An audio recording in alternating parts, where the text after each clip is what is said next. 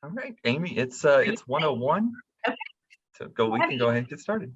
Wonderful. Well, welcome. I am Amy Ezel, your Director for Center for Communication, and I have a lot of my team here with me today. And the purpose of this webinar is to provide for you a checklist to do your own communication checkup.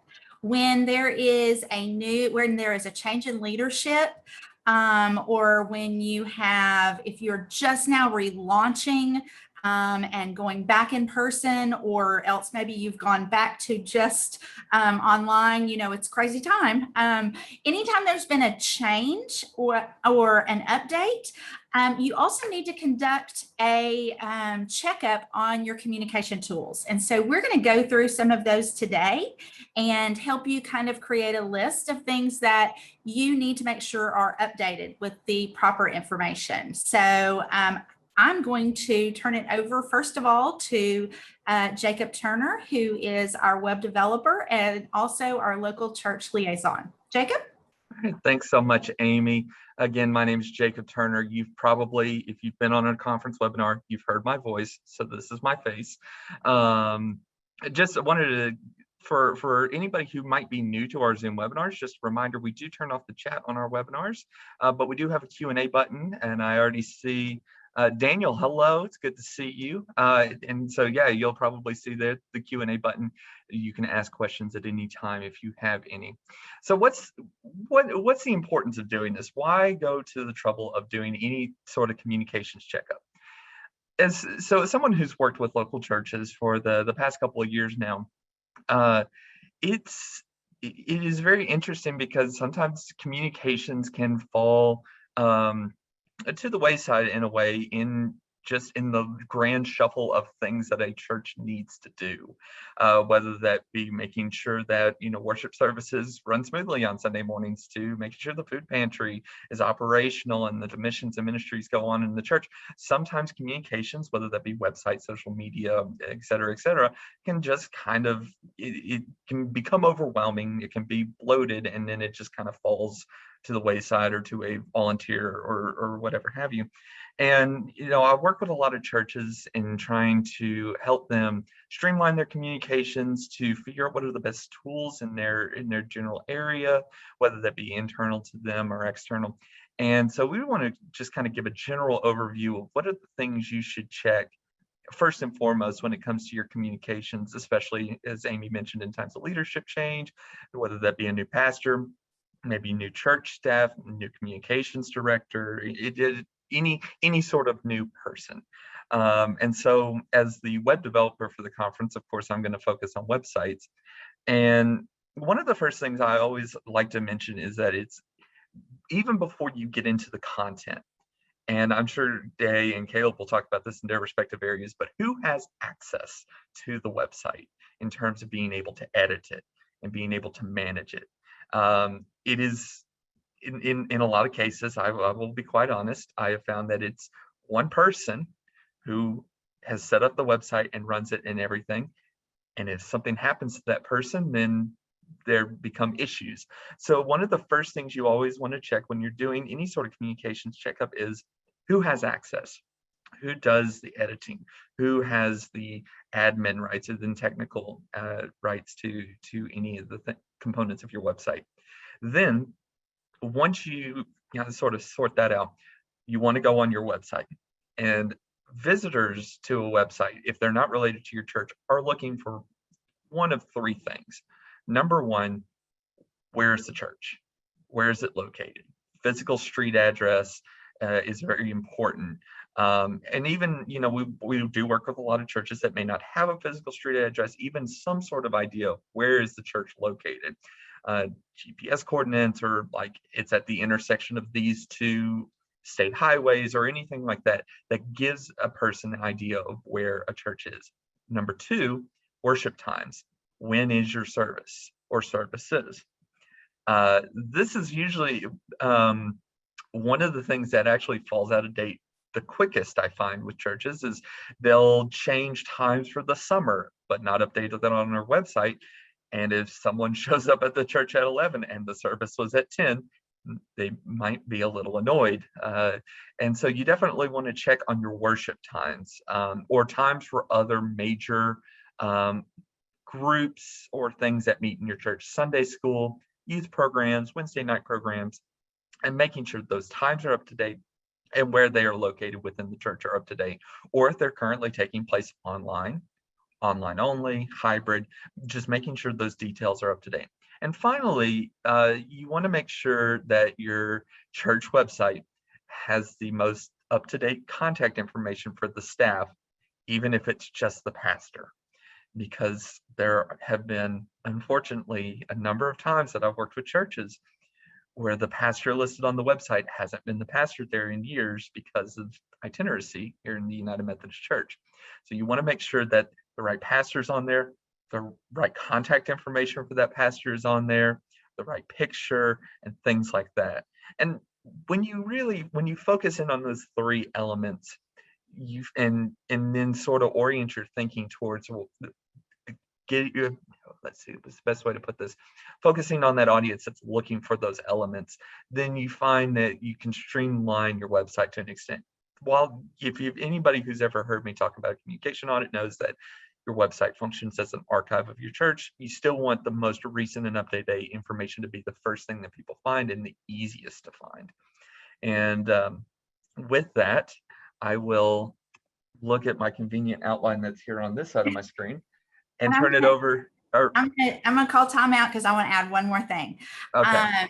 I want to remind folks that during COVID, when we were not having in-person worship, what became the front door of our church? Our website and our Facebook page. So as professional church visitors on this call, your panelists are all professional church visitors. That's what we do is we visit different United Methodist churches. It is, I'm just going to be very frank. It is an immediate turnoff to pull up a website to find out worship times, and location and what other kind of ministries you might have going on as well, to see that the website has not been updated in 2 or 3 years. That if I were searching for my permanent home, that would be a turnoff. That's like the grass has not been mowed in a year. The front door has a sign on it that says most of the time we're closed. So just keep in mind how important it is to keep your website updated. We're also, please know that as we're delivering some tips, we also are going to be able to share with you how you can get more information and how you can get support for helping you make sure that these things are taken care of. So hang tight. So Jacob was about to introduce Day, and I'll let you do that, Jacob. I'm sorry. That's fine. So yes, as everyone on this call sort of has a specialty, and my specialty is websites. Well, Davis's specialty, it's quite literally reflected in her title, is social media specialist. So Day, I'll turn it over to you and give us some information about what churches should check up on their social media. So basically everything you just said for the website, copy and paste it for social media. I do have like a small PowerPoint. This isn't going to take long. Oh wait, actually I need to share my page first.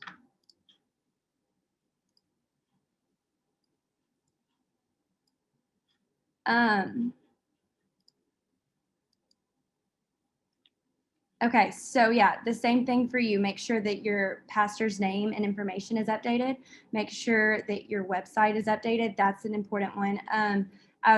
I screenshotted 2 different Instagram accounts from local Methodist churches, and you can see North Little Rock, as most of the churches that I was able to check, includes their contemporary service, like all of the service information. They have a link to their page, to their website, and they include their address, which I have to say, an address on your Instagram and Facebook account, any social media account really, is one of the most important things. If I don't know where you are, if I don't know that you're in Little Rock, I don't know, a lot of churches just go by First United Methodist Church. I have no idea where that's located, so I don't know where to find you. So I definitely think that is probably one of the most important things you can do, is to make sure that your location is on there. Oh, and then also you want to make sure of who has access to posting on your accounts. Is it updated? Does the pastor have access? Are there people who no longer work at the church or volunteer at the church who should not have access to it? That is something that should definitely be updated often and kept track of. And also, you need to communicate about who is posting at what times. You don't want a situation where your pastor has something being posted at 3 p.m. and you have something scheduled for 3:05. That overlaps and just doesn't really help anything. So just keep that clean. And that's really all I have, other than if you have any questions, you can email me. Jay, and of course, I have to add something. I'm sorry. Pastors, lead pastors on this call today, please have the conversation with whoever is running your Facebook account. Please make sure that you are both aligned with the goals for posting on Facebook. I know that because a church Facebook account is very different than your personal account, which they're also still kind of the same. But yet you, as if you've never run a Facebook account before as a new pastor, running a Facebook account for a church, it is different, and there are standards, and we also have guidelines that we will be glad to share with you. Day, if you would, we can put something in the chat. If you don't mind, would you put the guidelines for social media, the link to that in the chat just sometime before we're finished? Yeah. And I just wanted to reiterate, have this conversation with anyone who is managing your social media. Even if it's just two people, you both need to be on the same page as far as what time are you going to post, what kind of content you're going to be posting. I always text Day and say, hey, I just saw something on Facebook that I really want to share. When is a good time for me to be able to share that on the conference Facebook page? And she will be able to tell me, instead of just going, I'm going to just share it right now, and then it throws our whole algorithm off. Mm-hmm. So have that conversation. It's very, very important. So, yeah, okay. Definitely. Glad you added that. And one of my biggest rules that I live by is not the quantity of the content, but the quality of the content. So just if you're posting a lot, is it getting the message across that you're trying to get across, or are you just posting to post? Absolutely. And Brooke just stated something that that we do a lot of too, is that we schedule posts. We schedule those out, and you can, as an administrator, you can go in and check and see when the next one is scheduled, so that you don't bump into that or interrupt that by sharing just a last minute post. So thank you, Brooke. Thank you very much for adding that. Okay, and I guess we can go ahead and take it now. Introduce Caleb Heatington. Hey y'all, let me pull up my PowerPoint real quick and then we'll get started.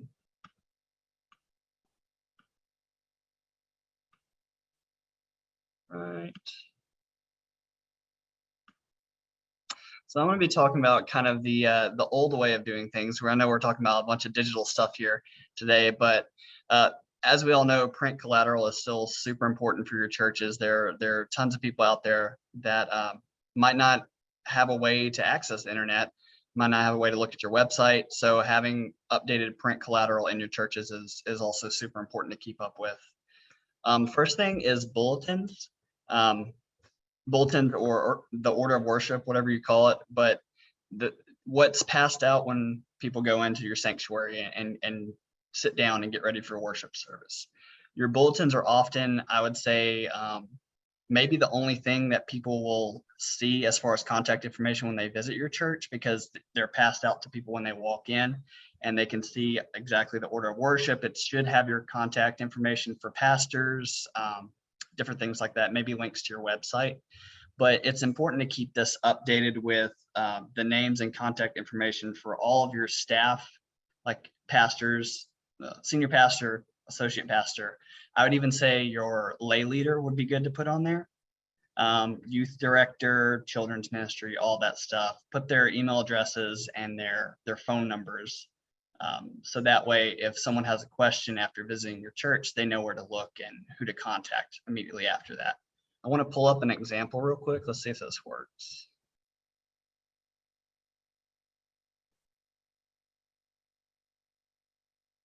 Okay, y'all can see that, right? No. Okay, hold on. I might have to reshare my screen. Let's do this. Technology, Right. love it and hate it. Okay, here we go. Can you see it now? Yes. Okay, cool. This is an example I found from a church in Fort Worth, Texas. This is the First United Methodist Church here. Of course, on the back side here, they've got all of the relevant information you could want if you're a visitor to that church. Every single worship service time, they do online worship, so they've got links to all the services as well on here. If you go down a little bit to the RU News section, you've got, small group events, events throughout the week, Sunday school classes, contact information for someone. I'm not sure who this is actually. They didn't list what their title is, but at least they have some contact info there. And they've got relevant links to everything: website, church phone number, address, all their social media links and handles listed on there as well. And I would say they need to add a few things on here, like the contact information for a few people, but this is a good example of your bulletin that would work really well for a visitor. Now I got to go back to the PowerPoint because I have to stop sharing this, and then should be an easier way to do this. Oh. It's okay. Everyone is secretly loving the fact that the comms team is having technical difficulties. Right. This is so funny for everyone. You're gaining points. I did want to pull up one of our own church's bulletins though, because I thought this was a unique way to do it. It's Central Rogers, and they have a digital version of their bulletin, which is also, we're talking about print stuff, but if you can also put up your bulletin, keep it updated on your website, that's, you know what? I'm just not going to worry about the links. Just go to CUMC Rogers and check that out, because they put up the text from their bulletin on a specific web page. And if we've got anyone here from Central today, you can talk more about it later with them. But I thought that was a really unique way to do it. That way you're covering both the basis of your print material and also your digital. Yeah, that's awesome. I want to move on to newsletters. So a lot of you, I get a lot of church newsletters sent to my mailbox at the office. I don't know how they keep coming in, but somebody put me on the list, and I get to see everyone's newsletters. So that's fun. So with newsletters, you want to make sure that if you haven't done a refresh in a while, it's good to look at it and see what you could change up. Maybe if you've got a text heavy one, cut back on some of that text, add some nice pictures and graphics and things like that to make it more appealing to the eye instead of, big walls of text and things like that. Maybe you can change up some of your fonts, just things to refresh your newsletter to make it more appealing to visitors that come in. Put it in a good area where it's easy to find. And if you've got an online newsletter, put how to subscribe to that newsletter into your bulletin or any of your printed material. So that way people can easily subscribe to it if they're interested. Brochures. Brochures can be used in a lot of different ways. It can be used to promote your small groups. It can be used for your ministries in your church. And don't overload them with info, kind of like the newsletters. You want to have enough information to get people interested in your church, whatever ministry you have going on. Not too much though. And it's always good to have enough information in there and then link it to something else, like somewhere on your website or your Facebook page where people can find more information. Put these in places that are easy to grab too, like maybe by your cafe, or as people are leaving the worship service, you can have a little basket there with brochures and things like that to easily grab if somebody wants those. Or you can put them in the backs of pews. It's a good way for people to see that. And when he says cafe, that could just mean a coffee station. Right. Not like you, not like you've got a full Starbucks in your church, but Right. just like somewhere where people gather. Posters. I don't know how many of us use posters, but it could be a good way to promote certain events that you have going on, like big church events, Easter, Advent. Got some examples here of some churches that have done that. A lot of you I know are familiar with Canva, and Canva is good for designing posters because it also lets you print and order posters directly from it. And it's probably good for a lot of our smaller churches that might not have a print shop nearby. You can still order your posters that you have designed through Canva. And last thing I've got is our general agencies. Now, I will tell you that I contacted them to figure out how to get some information, and I haven't heard back yet. But in the meantime, the best place to go is resourceumc.org, because it lists every general agency and it has contact information for all of them. So if you just reach out to those people and you need some brochures on, I've got Church and Society here, but maybe it's General Board of Higher Education and Ministry, G-Corps, anything like that. If you'd like to provide some of those brochures for people that visit your church, I think that's a good idea to have that as well. Just to have people familiar that we have these general agencies and their resources for them. So I believe that's all I have for print material. So Thank you. pass it back to Amy. That was great. Awesome. Thank you. I'll go ahead and get my screen ready to share. Of course, it takes me a little bit longer than it does everyone else. It took me a good bit, so I think you're good. I think you're okay. Okay, sorry. All righty, share screen.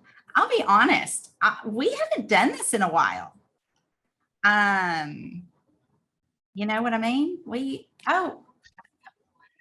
Okay, so I'm having to update my security and privacy. It won't let me share my screen. So let's see. Let's try that. System preferences. Nope. Okay. Never mind. I am not going to share my screen today. Sorry about that.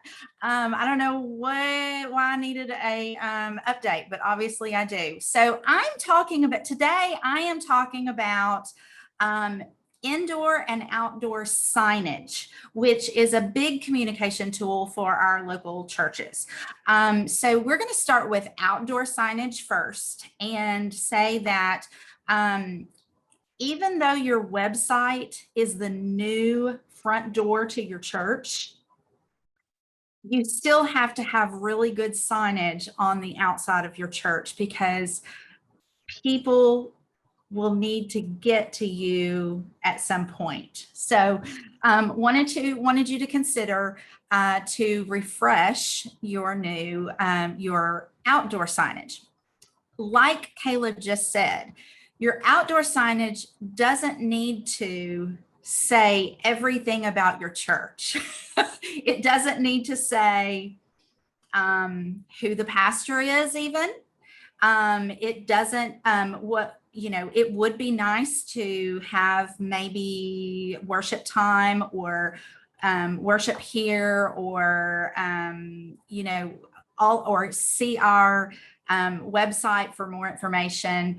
But you don't have to give everything away in the front yard, if that makes sense. That was kind of weird, but that's what I'm meaning to say. We just need to give a tagline and have something attractive that is going to make people know that this is a welcome family and facility to enter, and what time there will be a worship service. So anyway, I wanted to suggest also that instead of using the signs, something that you might want to just consider for an update, a refresher for your outdoor signage is the sandwich boards. And I had, did I say that right, Jacob? Yes. Okay. Sandwich board.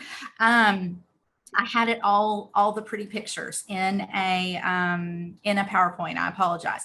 And you might want to just Google that. But these are great portable signs that you can change up the signs on. We use them at annual conference. We use them at any kind of in-person events, and they're portable and they're weather friendly so that you can leave them outside if there is, if there is inclement weather. But the good thing about these signs is that you can have more than one and that they are at eye level when you're driving. They're not way up here or way down here.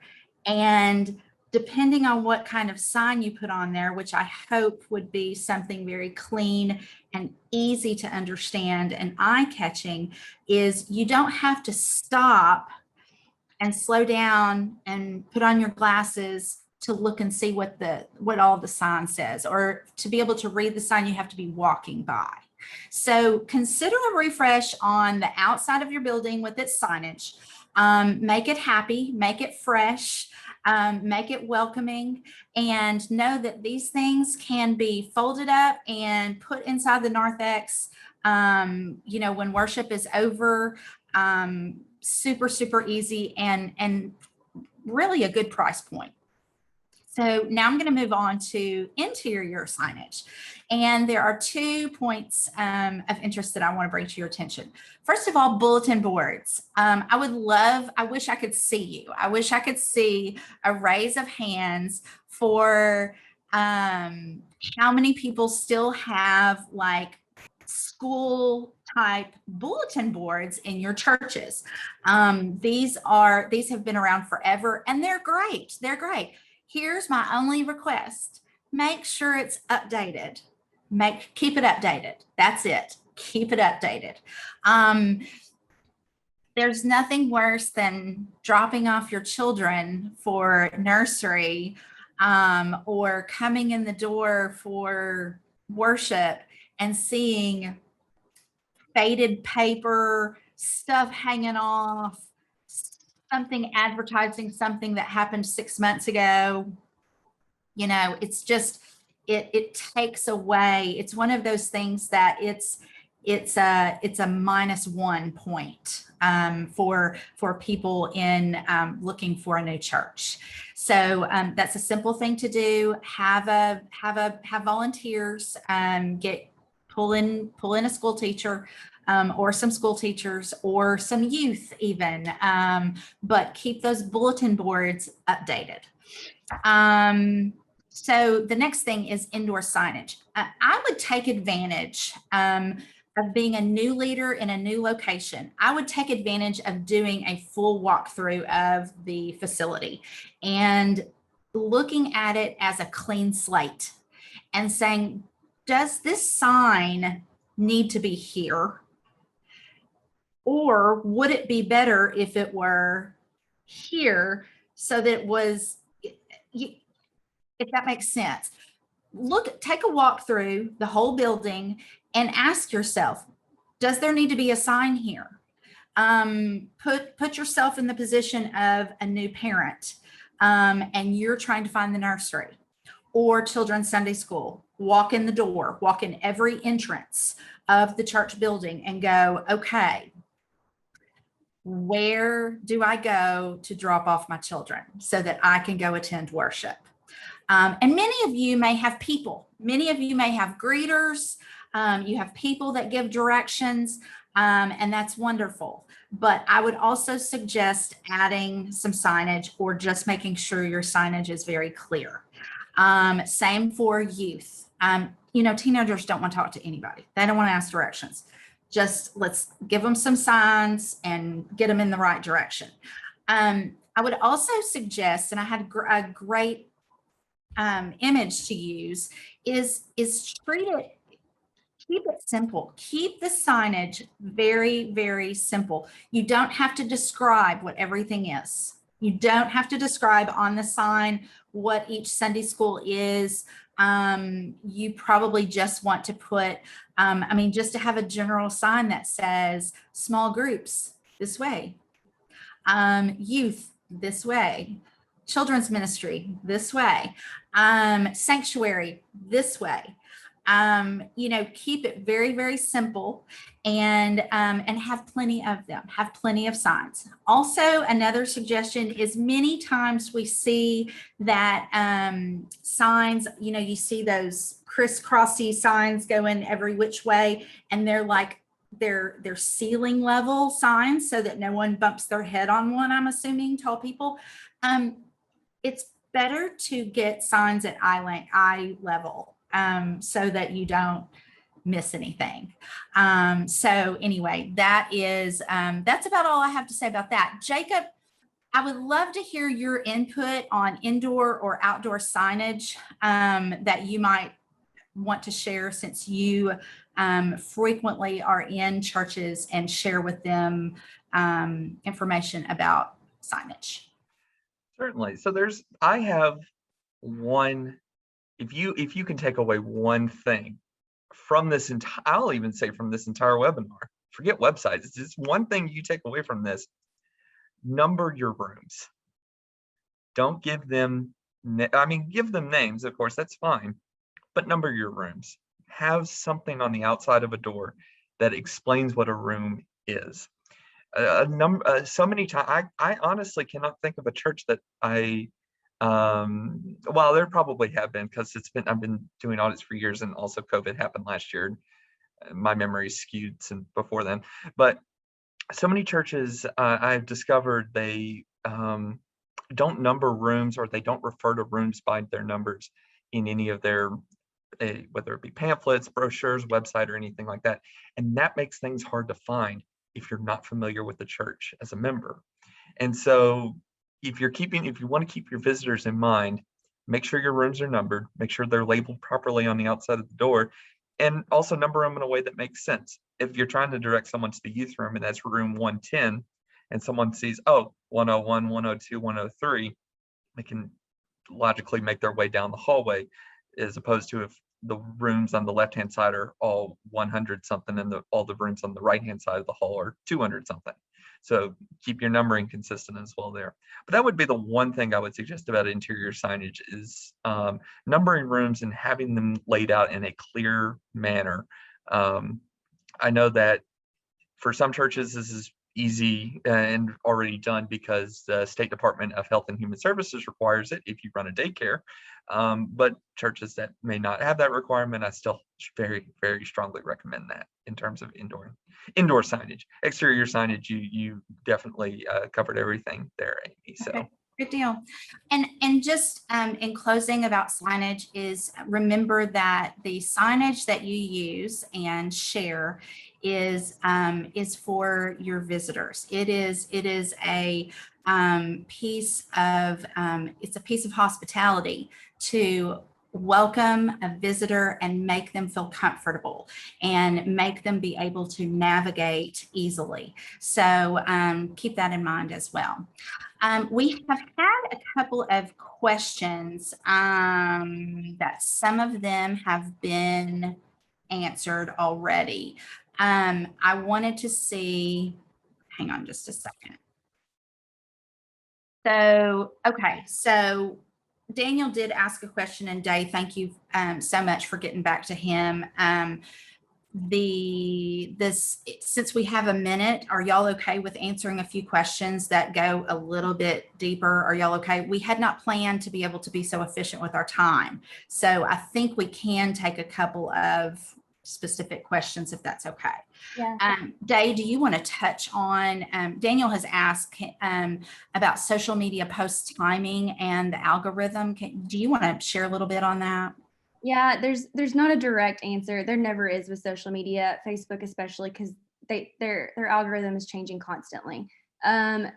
I think the best way to go about that is you need to keep up with your insights and analytics on both Facebook and Instagram. See what it will show you what time your followers are most active. It will show you, what posts get the most likes compared to like other pages who are your competition. And yeah, definitely just, I think keeping up in that way is probably your best option. And also playing around with times. I've learned that usually early in the mornings is usually the best. And then sometimes even like 7 p.m. at night after people have eaten dinner or something, they're checking their phone. It just varies. And I've even learned that the weather is a big factor too, because if it's sunny and beautiful outside, most people are going to be outside. They're not going to be checking their phones. And if it's raining a lot, what else are they going to do other than check their phone and social media? So just there, like I said, there's not really a direct answer, but Yeah. that's the best I Yeah. got. And as we were mentioning earlier, just as a follow-up, we were talking about communicating with your administration and we're just going to use Facebook for who has administrative privileges for your Facebook account. You really don't want to, kind of one of the golden standards in Facebook is we can't tell you exactly when is the best time to post because it kind of just changes all the time. And sometimes you find, that golden spot and sometimes you don't. But what you don't want to do is you don't ever want to be posting one thing right after another. Mhm. If you've got 2 things to share in a day, you don't want to post them both before 10 a.m. Yeah, you need to you don't- space it out and give it time for it to reach people, for people to check their phones, because otherwise you're competing with yourself. One post will get the attention or the other, it spread it out. But Yeah. also while we're talking about Facebook, I wanted to go into Peach's question. And basically she just asked, how can you get access to a Facebook page that you don't know who set up or you don't know who has access to? I preach it so hard. Do not have just one person or one volunteer at the church, or do not just have one admin on the page. You need multiple. Only one person has to do the posting. Never just let there be one person. Never let it be just all volunteers. It needs to be, the preacher, people on the team have got to be on there so that you don't lose access to your page. It happens so often, and it's hard to get access back. Right. Yeah, because once you have a Facebook account out there and that person may move or they get, angry or whatever, and they say, I'm not doing this anymore, but they don't share the login information, you're stuck. Well, and You- also the thing with Facebook is you can't, with Instagram, you can create an Instagram account on its own. With Facebook, you have to have, I have to have an account on there in order to create a Facebook page. So if that person leaves, they're taking the Facebook page with them and they can post whatever they want. They have complete access to, they could ruin the church's reputation by doing that. And it's just be very cautious of that. And one thing that I've even recommended to some churches is creating, this, I don't even know how to explain it, basically creating like an account for the church to where, because you have to log into your own account in order to access the page. So sometimes you could create an account for the church so that whoever has that login information can access the Facebook page. Does that make sense? Okay. A little bit. Yeah. Are you talking about creating a Facebook profile Yeah. that multiple people have login information for? Yeah. Yeah. Kind of like what we have at the conference. Yeah. Okay. I still wouldn't let that be the only one, because what happens if someone goes in and changes the login information? You're out of it. But that's another option. Gotcha. Hi, Mark. Highland Valley does a short YouTube video Facebook post to preview Wednesday night and Sunday morning worship. How do we increase views of the preview post video?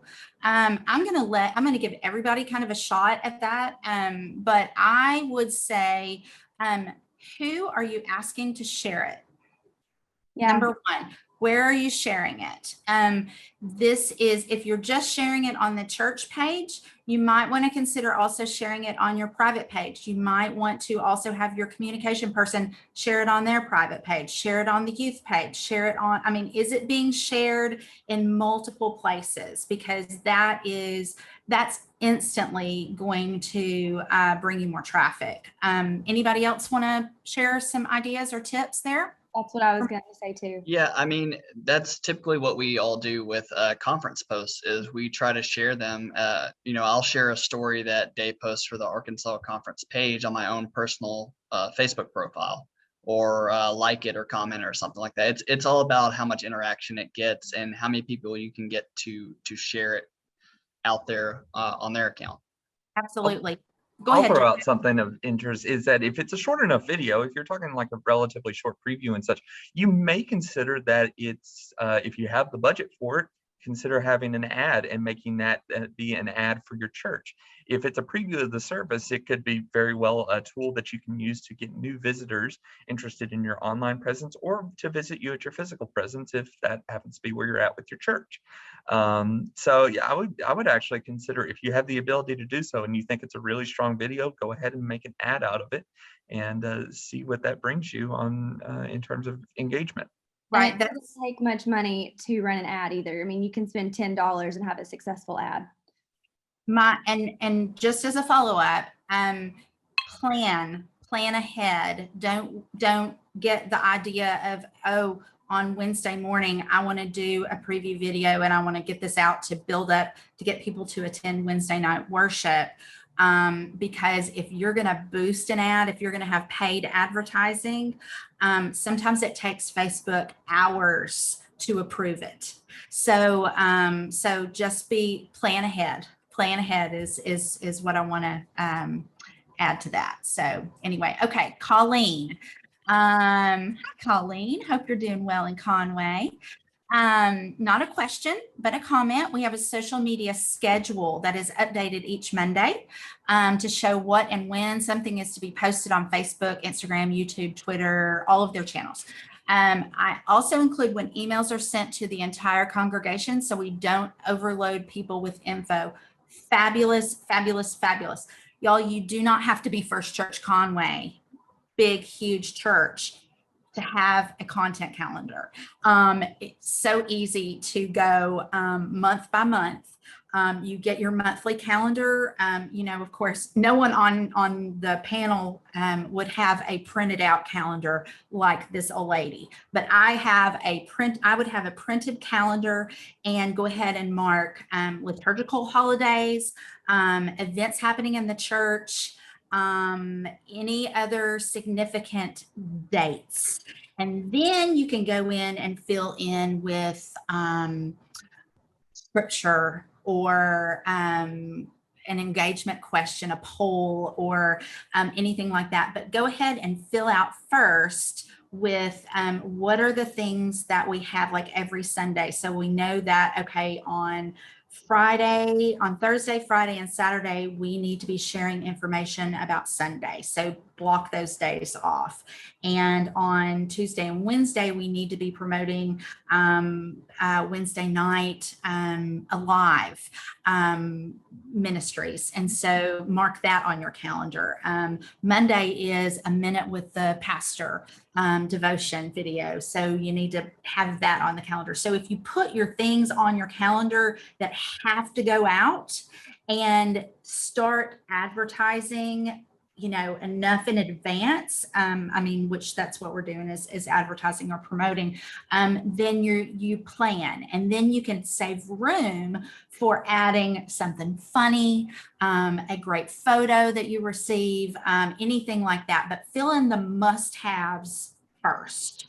The promotion for the events, the holidays, worship, and things like that. What else y'all got for? I wanted to add in there, that's a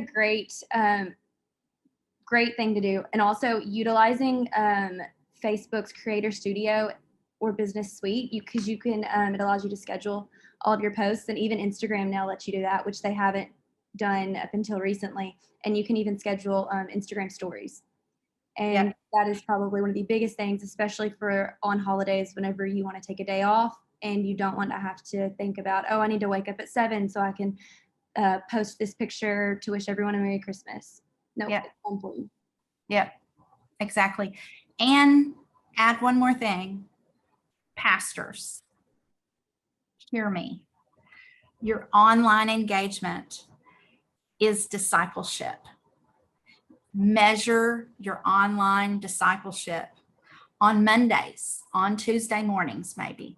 But take a look back. Take a look at your data, at your metrics that are in Facebook that show how many views you got on posts, how many minutes were people engaged, how many shares did you get, how many positive comments, how many new people do you have engaging.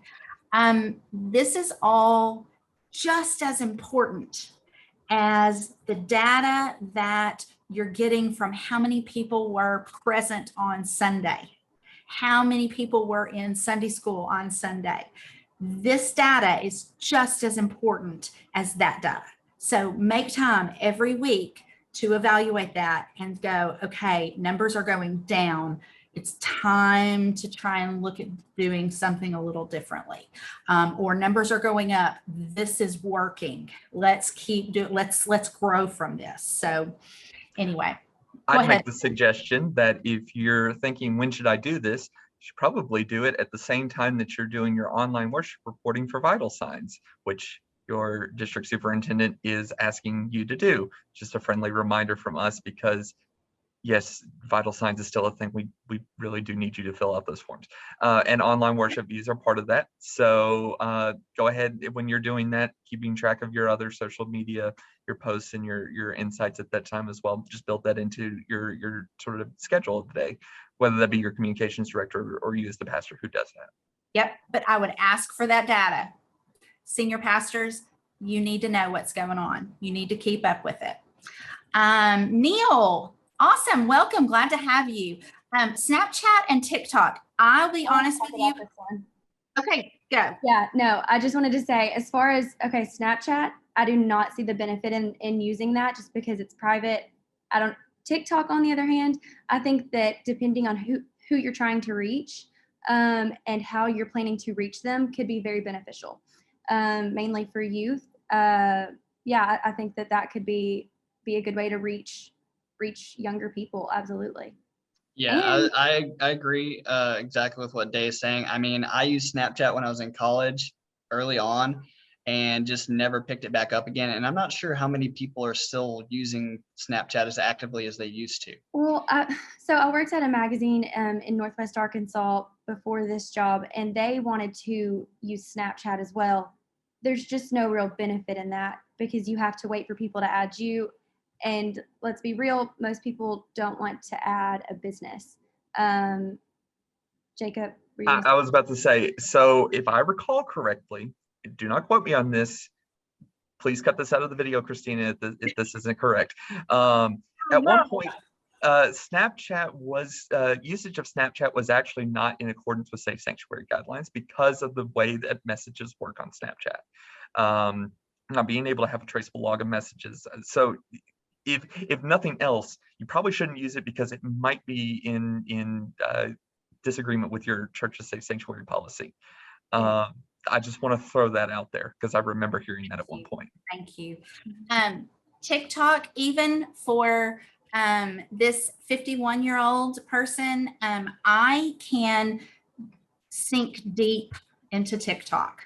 I mean, if you weren't paying attention in the last year, TikTok is now like the biggest social media platform because everyone was inside and was having to create content to keep themselves entertained. So it's like at the top of the game now. And I know I said it's great for reaching youth, but yeah, it's great for all age ranges. It really is. And I follow several pastors who are on TikTok and you know, the cool thing is it's a 2-minute or less segment of time. And that's kind of perfect. I'm going to do one last call for questions. And I want to add in there. Whatever you do though, don't just throw something up on TikTok. Make sure it's good. You know, edit it, make it good. Yeah. And all of it can be done from this thing right here. You don't have to have fancy, slick equipment, editing equipment, anything like that. It can all be done on your cell phone. So I want to share with you, while I have a big audience of newly appointed pastors to new locations and some new to the United Methodist Church. In 3 weeks from today, I am going, and I'm pulling up the exact date. That is going to be August the 12th. I am going to be leading a webinar on how to manage crisis communication at the local church level. We are all susceptible to it. We are all susceptible to that one Facebook post, or the one photo, or the one person that didn't like the way that you do the mask policy, whatever it may be, because the media is now not just radio, television, newspaper. Anyone who has one of these, we are now the media. And so, which is scary. So that lends opportunity for more crisis communication. And so for more crisis, to where if you have a crisis communication plan and have a little toolkit, you can be prepared. And being prepared is that is the best tool that you can have, because in a crisis, a communication crisis, time, what you are, the biggest thing that you're working against is time and the amount of people that see or engage. And so the quicker that you can know what to do and how to handle the situation properly, the quicker that the crisis can go away. So I'm going to be leading a webinar 3 weeks from today at 1 p.m. same time. Put it on your calendar. We haven't even advertised this to the conference yet, but this is for church leaders, not just for new people, but for old people that are still in the same appointments. Just a refresher, because everything changes so quickly, and we can all have a communication crisis just like that. Even with the best intentions, that's how they always seem to happen. So anyway, make plans to be there. Also, I wanted to just close with, and I think Jacob's going to share with you this information, but go to our website and check out some of our former webinars. We've done some great webinars on social media specifics, and gone really deep into algorithm, Facebook advertising, and we just kind of did some top level stuff today. So know that all of those webinars are available on our website. And I'm going to now let Jacob Turner close us out. All right. Yes. So there are a number of resources that the conference provides that you have access to for free. Well, through your tithe money, but it's still free. Couple of the ones I really want to highlight. Number one, communication audits. Several of you, I'm seeing names on this list. I've done audits with your church. Now, with COVID numbers being the way they are, this is basically daily influx. If you're interested in communication audit at this time, email me and we'll work out some details about doing either an in-person or virtual visit with leaders of your congregation involved in communications, and whether that be the people who actually do the communications or leaders within the church who could provide a very strong supporting role with your communications. Another thing that we provide, websites for churches. If your church doesn't have a website, if your church's website is on a platform that hasn't been updated in 10 years, if you're just tired of running the website on the platform you've got, we provide those websites for free thanks to the Methodist Foundation for Arkansas. I've set up another one today, so we're nearing our 70th live church website with over 40 in progress. We want churches to have the opportunity to take advantage of that. Can be a significant cost savings for local churches. Again, just reach out to me if you have questions about that. On our website, as Amy mentioned, we have a lot of other resources. You'll find information on whether it be paper materials that we provide. We have the social media principles and other things. I believe we have information on like running Zoom meetings securely and such. If you go to our website under our resources communications, there is more information there that you can take advantage of. And finally, of course, if you ever have questions for any of us, feel free to reach out to any of us with any questions that y'all might have, whether it be website, social media, print, photography, videography, crisis communications. We're here to help, and we're here to help as best as we can. So Awesome. with that, Thank I'll you, turn it back over to Jacob. Amy. Thank you so much. Thank you all for taking the time to be with us this afternoon. We love to when we can interact with so many of our friends and colleagues. I am going to just ask you one more thing before we close. If you'll go to the chat, if you do not already have these resources that Day has linked for you, click on them now so that they will open in a tab, so that when you exit out of this webinar, they will be on a tab and you can save them, print, whatever you want to do, even just read it through once, whatever. But go ahead and click on those links, and they'll be up in the tab waiting for you after you exit this webinar. So anyway, I think that's it. Thank you so much. Yes, thank you, Roy Beth. Thank you, Pam. We appreciate all that you all do too, and we understand that sometimes communication seems like the last thing on your list of things to do.